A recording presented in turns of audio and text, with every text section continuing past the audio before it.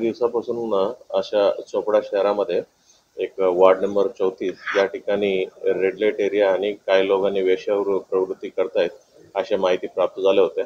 माहिती प्राप्त झाल्यानंतर आपला एस-डी-पी-ओ आणि चोपडा शहर पोलीस स्टेशनचे पी-आय त्यांनी प्लॅन करायला सुरू केलं.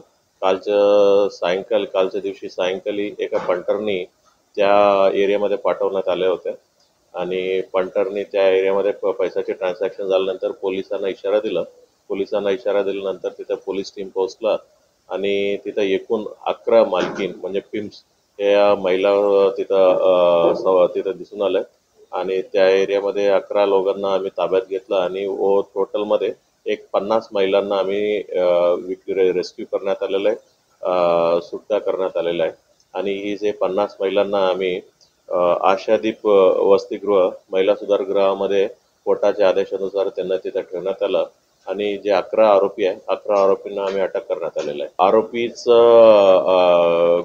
याच्यापूर्वी कोणत्या गुन्ह्यामध्ये सहभाग आहे त्याचा आपला शोध चालू आहे आणि याच्यापूर्वी पण मागच्या वर्षी पण एक 9 आरोपीला त्या एरियामधूनच त्यांना अटक करण्यात आल्या होत्या. त्या 9 आरोपीपैकी काही लोक या गुन्ह्यामध्ये पण आहेत अशा आतापर्यंत समजलेलं आहे. पुढील तपास चालू आहे. ते 50 पैकी काही लोकांचा ॲड्रेस मध्य प्रदेशचे पण आहे, काही लोकांचं महाराष्ट्राचा पण ॲड्रेस आहे, बाहेरचे पण लोक आहेत. ते प्रथमतः आता सर्व लोकांनी चोपडाचा ॲड्रेस दिला. त्यांचं पूर्ण आयडेंटिटी व्हेरिफिकेशन चालू आहे. आयडेंटिटी पूर्ण व्हेरिफिकेशन झाल्यानंतर ही मूल कुठलं राहणार आहे ही गोष्ट आपल्याला समजेल. ते जे 11 आरोपी आहे मालकीन आहे ती 50 मुलींना दाबून ठेवलं होतं आणि त्यांच्याकडनं वेश्यावृत्ती करायला त्यांच्याकडे जबरदस्ती करायला लावलं होतं. आज पण मुली कोणी आता समोर नाही आलेलं आहे. अशा घटना परत त्या एरियामध्ये होऊ नये म्हणून आम्ही ते एक जागा अतिक्रमणमध्ये आहे, अतिक्रमणमध्ये झोपड्या बनवलेल्या होत्या. महानगरपालिकेला आम्ही लेटर देणार आहे आणि त्याच्यासोबत जे इलेक्ट्रिसिटी कनेक्शन आणि बाकी जे सुविधा आहे ती पण इलिगल म्हणून समजलेलं आहे. संबंधित इलेक्ट्रिसिटी डिपार्टमेंट आणि बाकी लोकांना पण आम्ही पत्रव्यवहार करणार आहे.